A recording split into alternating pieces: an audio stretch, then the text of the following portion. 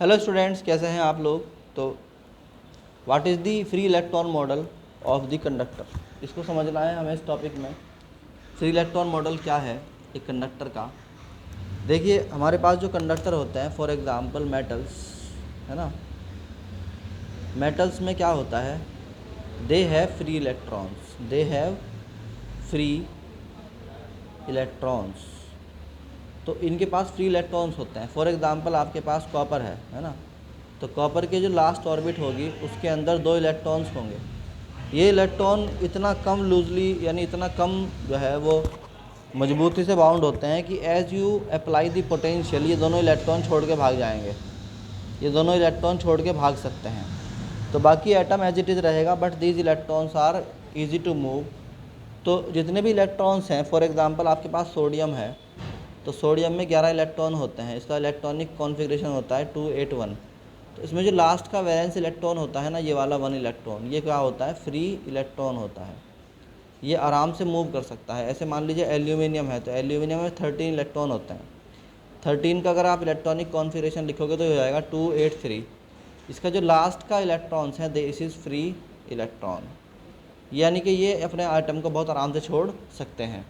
तो इस तरीके से क्या होता है कि मान लीजिए आपके पास कोई भी कंडक्टर है, तो उसके पास बहुत सारे फ्री इलेक्ट्रॉन्स होते हैं। These free electrons can move easily, है ना। जैसे ही आपके ऊपर क्या लगता है, आप लगाते हो potential, as the potential is applied, as the potential is applied,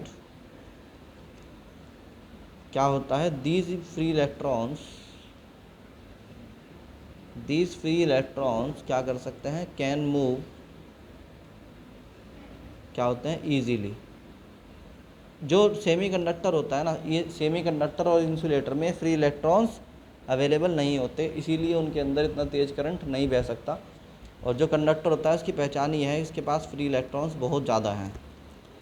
तो बच्चों, ये है आपका फ्री इलेक्ट्रॉन मॉडल। इसको समझिए आप बात को ध्यान से। इसमें कुछ टर्मिनोलॉजीज़ हैं, जैसे नंबर 1 है, उसे आपको समझना है। पहले से नोट कर लो, आराम से नोट कर लीजिए। कर लिया। नाउ इसके अंदर कुछ इम्पोर्टेंट पॉइंट्स हैं जो कि आपके एग्ज़ाम पॉइंट ऑफ व्यू से बहुत इंपॉर्टेंट हैं। So you note them one by one. First point is, what is the motion, what is the average velocity of these free electrons with before applying potential। तो मान लीजिए आपके पास एक ये टुकड़ा है, मेटल का पीस है, और इसके अंदर आपके पास क्या है, एटम्स हैं। ये आपके पास एटम्स हो गए, है ना।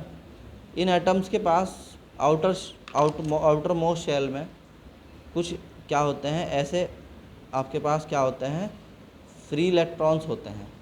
ये फ्री इलेक्ट्रॉन्स अपनी ही रेंज में क्या करते रहते हैं, वाइब्रेट करते रहते हैं। तो ऐसे वाइब्रेट करते रहेंगे।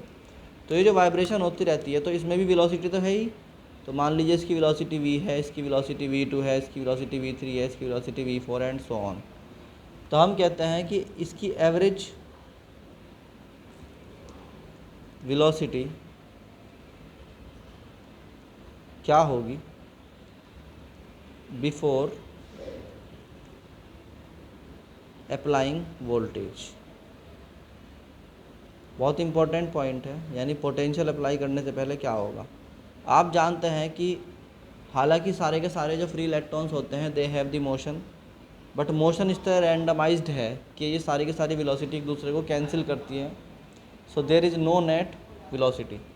तो हम कह सकते हैं कि बिफोर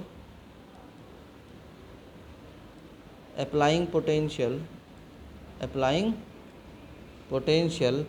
को अप्लाई करने से पहले भी द फ्री इलेक्ट्रॉन्स, जो फ्री इलेक्ट्रॉन्स होते हैं वो क्या करते हैं, हैव रैंडम वेलोसिटीज़। क्या होती है, उनकी रैंडम वेलोसिटीज़ होती हैं। ये जो रैंडम वेलोसिटीज़ होती हैं, they are in such direction, ये ऐसी डायरेक्शन में होती हैं कि ये सब एक दूसरे को कैंसिल कर सकती हैं, such that they cancel each other अब वो क्योंकि कैंसिल कर देती हैं, so you can say that V1 plus V2 plus V3 and so on Vn upon n, यानी उन सब का एवरेज क्या होगा, 0 होगा। सो क्योंकि कोई वेलोसिटी ही नहीं है, कोई मोशन ही नहीं है, और करंट का मतलब होता है चार्ज का मूव होना, चार्ज के स्टेबल रहने से कोई करंट नहीं होता। So we can say that so I is also 0 ampere, कोई करंट नहीं होता। So as we apply potential, जैसे हम पोटेंशियल अप्लाई करते हैं तो ये जो इलेक्ट्रॉन्स हैं, these electrons tend to move in one direction, सारे के सारे एक ही डायरेक्शन में भागना शुरू कर देंगे। तो सारे के सारे एक ही डायरेक्शन में भागना शुरू कर देंगे। पहले आप यहाँ से यहाँ तक अच्छी तरह से नोट कर लीजिए, फिर आगे चलते हैं हम इसमें। As we apply the potential, तो हम क्या कहते हैं, all the free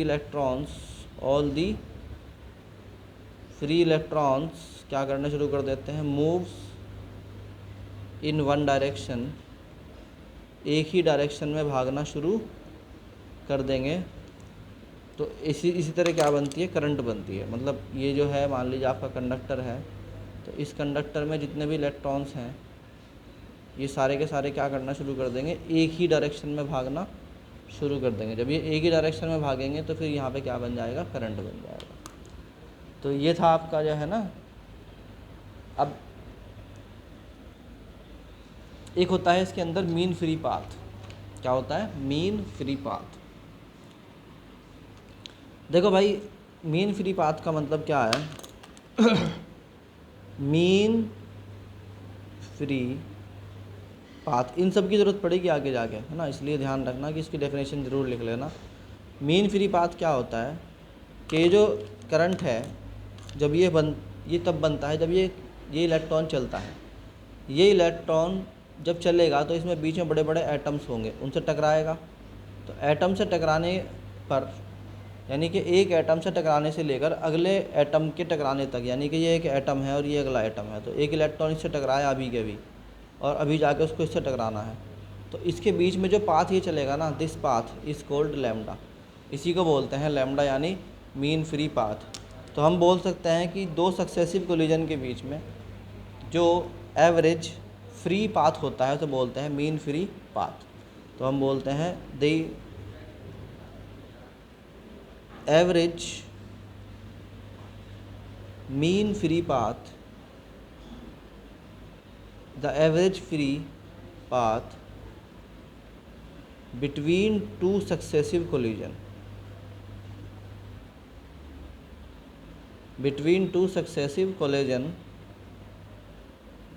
is called, क्या कहलाता है, मीन फ्री पाथ। तो दो लगातार टक्करों के बीच के पाथ को क्या बोलते हैं, मीन फ्री पाथ कहा जाता है। And it is represented by lambda. इसकी यूनिट क्या होगी, unit is very simple, that इस मीटर, एंड इसकी डायमेंशन जो होगी वो होगी L। अच्छा, मीन फ्री पाथ जो होता है इसके बारे में ध्यान रखना कि मीन फ्री पाथ बहुत सिंपल है, एंड दैट इज़ दो टक्करों के बीच की क्या होती है, डिस्टेंस होती है। तो ये समझ में आया आपको? ठीक है, थैंक यू।